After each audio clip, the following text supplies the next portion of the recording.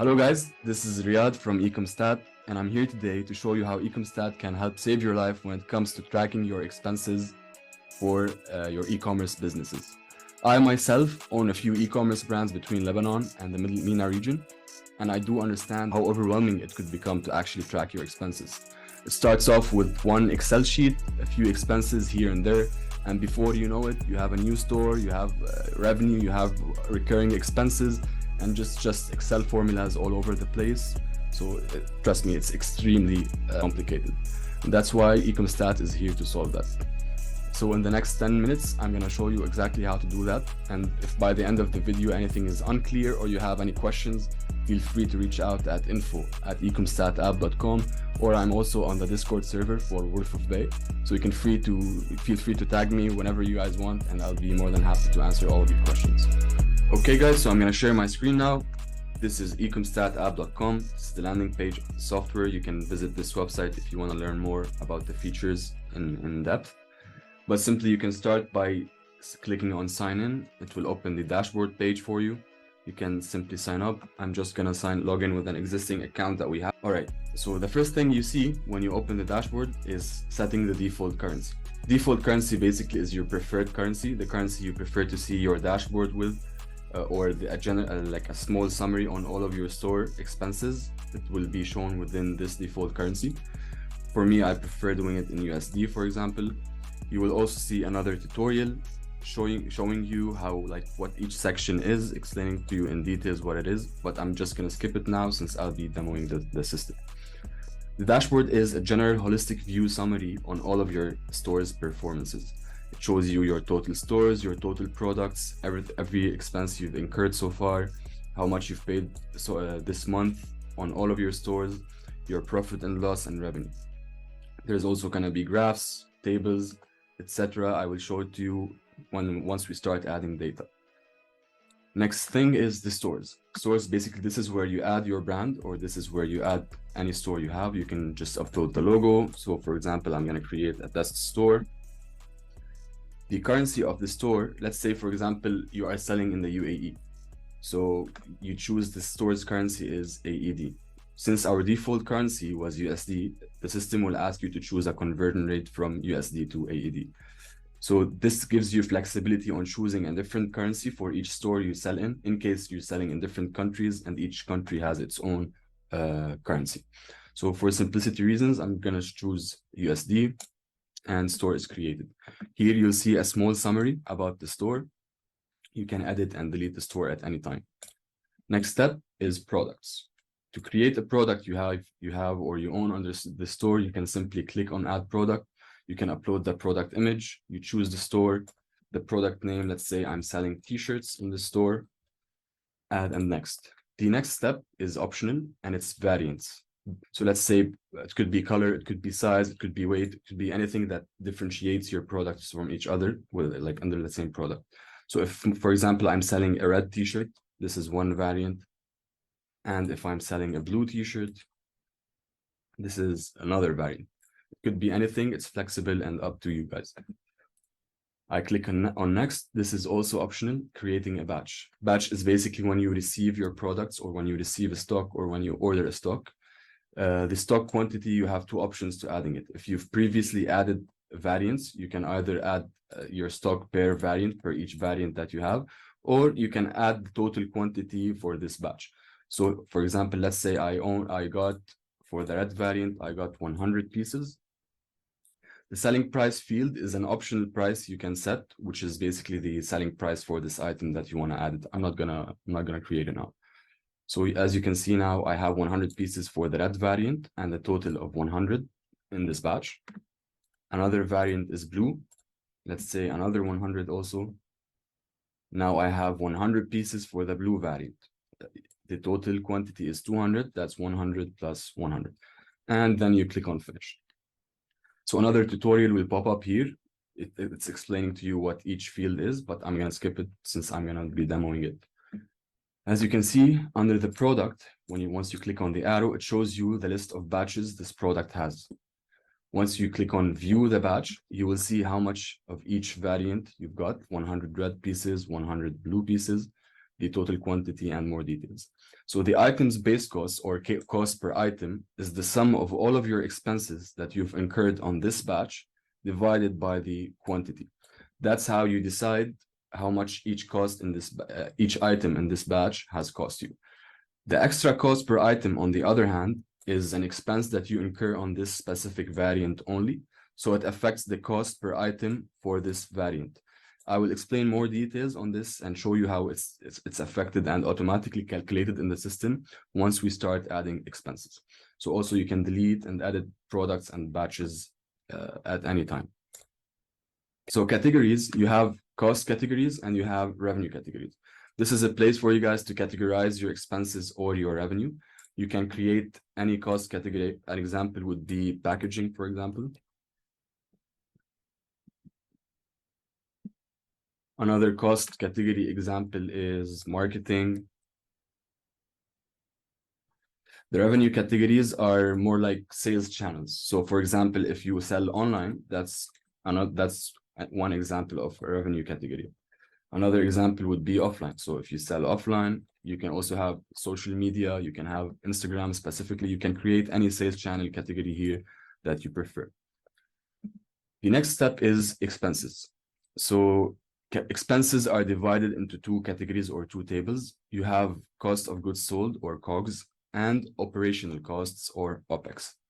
COGS basically are expenses that you incur on the batch level, which affect the cost per item. It's basically how much the item has cost you so far. So for example, an example of COGS is the payment you pay for your supplier to actually get the products. Another example is the packaging for the products. A third example is the shipping, to ship the products from wherever country you got them from to where you are right now. So these are costs you incur that affect the product, the price of the product. OPEX, on the other hand, is a general store level expense that you incur. It could be either a recurring expense or a one-time expense, such as marketing, such as a sample fee, for example, or you've paid on influencer, or even subscriptions for Shopify. So we'll see a few examples now. To add an expense, you can simply click on add. You choose the product in which you want to add the expense on. You choose the batch, and there's an optional choose a variant field. Basically, if you've incurred this cost on a specific variant, then you can choose the variant. Or if not, you've incurred this cost on the total batch, then you can leave it empty. Let's say I've paid in packaging. Description is packaging cost. The expense value, let's say I've paid $100. Transaction date was today. And I create the expense. You'll see a total of $100 here. And I want to show you how the cost per item got affected immediately. So as you can see here, that the cost per item for this batch is now 50 cents. And that's because I've incurred a $100 expense on 200 pieces in this batch, which makes the cost per item now 50 cents. The system automatically calculates everything. Also, if you add another COGS now, you choose the product, choose the batch, but let's say it was on the red variant, which was also packaging. Let's say for some reason, extra cost for packaging. Let's say it was $100. Transaction date was also today. If you head back to products, you can see that the red variant now has an extra cost of $1 per item. That's because it incurred a $100 expense on 100 pieces, which makes the extra cost per item for this red variant $1. So the total cost for the red variant is 1 plus 50 cents, which is $1.5. The total cost for the blue item or the blue variant is just 50 cents. This gives you a good financial, if you want, view on how much the item has cost you so far, giving you better insight to price your product, to calculate your margins better. Before it was very complicated. Now everything is automatically created. The second section of expenses is operational, or OPEX. This is a store level, as I mentioned, expense. You choose the category also, let's say marketing. So let's say I've paid an influencer. You can check this box if this expense is recurring. So if you have a subscription fee that's monthly, you can click it from here. I'll show you the example in a bit. But let's say you've paid $50 on marketing and the transaction date was today, or actually let's do it yesterday. So you can see now that there's an expense under other costs in marketing with a value of $50. If the cost was recurring, so let's say it's a subscription cost and I recur it every month, you say, let's say it's $30, for example, and the first time you've incurred it was in October 10th, the frequency is monthly, and you add the cost. It automatically adds in this table, and you will see that there's an ongoing subscription cost. If you click on view cost, you will see the history of this recurring cost.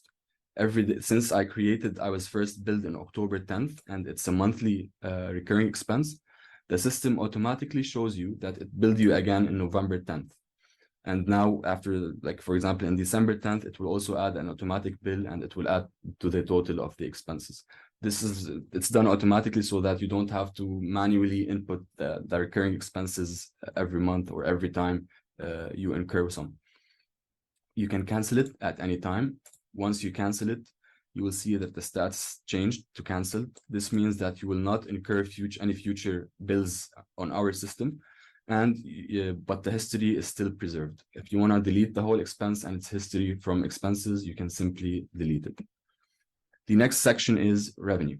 So in revenue, basically, this is, as like the name is pretty clear, you can create your revenue from here. Let's say, masalan, monthly revenue. You choose a store in which you've incurred this revenue on. The revenue category, as we created before, whether online or offline. The revenue value, let's say, was $1,000, and the timing is between October 1 and October 10. So there's a feature here that allows you to add the revenue within the same month only. So if you've chosen October as a start date, you can only choose another date in October as the end date. The reason behind that is to be able to give you month-over-month growth and better statistics on your revenue. So you add the revenue here. And one thing I just remembered, in expenses, you can export the store expenses as PDF. So you simply click on it. It gives you, like, you can choose a date. Let's say November expenses, and it gives you you click generate PDF and gives you a PDF with all of your November expenses. You can leave the date range empty and it will just export all of your expenses. So back to revenue, you can create as much as you want. Analytics, which is the interesting part. Basically, this is a store level detailed analytics. You choose the store that you want here. It gives you a detailed vision on each store. So for example, this store has total products of 1. The most expensive category I have is packaging, which is basically I've incurred most expenses under it. The store total expenses are so far $314, which is I've added from here. The store expenses this month up to this date, so basically it shows you each month how much you've paid so far, the revenue, and if you're in profit or loss. It's red if it's negative, which means you're in loss. It's green if it's positive, which means you're profitable so far. It also shows you a table of recent expenses, the graph basically distributing your costs between one-time costs, between COGS, which is cost of goods sold, and between recurring expenses for the past year. We have some donut charts here. It shows you the expenses or the revenue divided by the categories. Using this graph, you'll be able to tell which category basically costs you the most. Like, for example, if packaging costs you most, then you will realize, okay, maybe I have something wrong here. Maybe I can cut some costs in packaging. Maybe I'll look to another, I'll find another packaging supplier. Revenue, you can see which category gives you the most revenue, so you'll be able to focus more on it, or maybe improve your revenue from other sales channels. So this is important also for some financial decisions. The next one is store revenue breakdown. Once you choose a year, it draws a table for you showing you the revenue per each month. There's also the column of MOM growth, which is month-over-month growth. Shows you how much you've grown or you've decreased sales month over month. We will go over it in details in a bit once I open another account that has actual data in it. There's also the graph of revenue. It shows you the best performing month. Sorry. It shows you the average revenue year to date. Basically, it sums up all of your revenue and it averages them out on the number of months. This is also useful. And the final part is product expenses breakdown. So you choose a table, you choose a year, sorry, and it breaks down the expenses over the year's month. It also categorizes them. So it's pretty clear now. You have a very clear view on all of your expenses for this year, categorized and divided in each month. So you'll be able to tell, okay, each month has cost me this much. For example, I've incurred most of my costs in May. Why is that? You'll be able to dig more into your expenses and understand your business's performance better. So I'm going to head now to another account in which you've added much more data there, just to show you how things will look like 3 months in or 4 months in once you actually have data set. All right, guys, we're back. As discussed before, it will show you a general summary on all of your stores' performances, total expenses this month on all of your stores, total revenue, profit and loss, if you're profitable or if you're in loss. This is the graph of expenses for the past 12 months. This is the revenue graph. This is a generic summary on all of your stores. And if you go into analytics, this is where it becomes interesting. In the store, you will see that this is the total expenses this month, the profit and loss, how much we're in profit. This is the graph distribution. This is the cost per category. So you can see here that most of my expenses are either under shipping or packaging. So maybe I can do something about shipping and find another shipping company, for example. Revenue. So I did a street event and it brought me so much revenue. So maybe this tells me that I need to do more street events because this is where most of my revenue comes from. Store revenue breakdown. I choose a year. So to talk more about MOM growth, basically, if you've incurred X amount of dollars in this month in revenue, and the next month your revenue decreased, it will show you a negative MOM growth percentage. That's because your revenue decreased month over month. If it increased, on the other hand, it shows you a positive percentage and it tells you that it increased this much percentage. You will be able to see the graph of your revenue performance here. And finally, the product expenses breakdown as well. It breaks down all of your expenses. You can see each month how much it cost you, categorized between OPEX, one-time costs, recurring costs, COGS. You can also filter down further between the products. So if you want to see the costs for one product under the store, for example, you can click on filter, choose the product, and select the batch in which you want to see the cost of, and the table will automatically update. So one final thing is we have an AI chatbot. It's AI trained, and that's always present here. So at any point, if, for example, you're not sure how to add an expense or what the difference between OPEX and COGS is in terms of expenses or what variants are, you can simply ask it. And since it's trained, it will automatically answer with a step-by-step guide on how to do what you've asked. We are also working on a set of new features, such as integrations with Shopify. Soon, all of your orders will automatically be synced on the system. The products will be synced to your customers. We're working on a more comprehensive AI bot, basically, that helps you or guides you and gives you recommendations on how to improve your revenue or how to improve decrease your cost if it sees that you're paying a lot in a certain category. We're also working on more export features, more than just the expenses. We're also working on forecasts. So you'll be able to forecast your future expenses based on your history and based on your upcoming recurring fees, and based on your revenue history. Also, it can forecast your expected revenue and gives you very good insight. So that's it for now. If you have any questions or anything is unclear, feel free to reach out to me, info@ecomstatapp.com, or I'm also on the Discord server for Wolf of Bay. Feel free to tag me and I'll be more than happy to answer any question you guys have. Peace.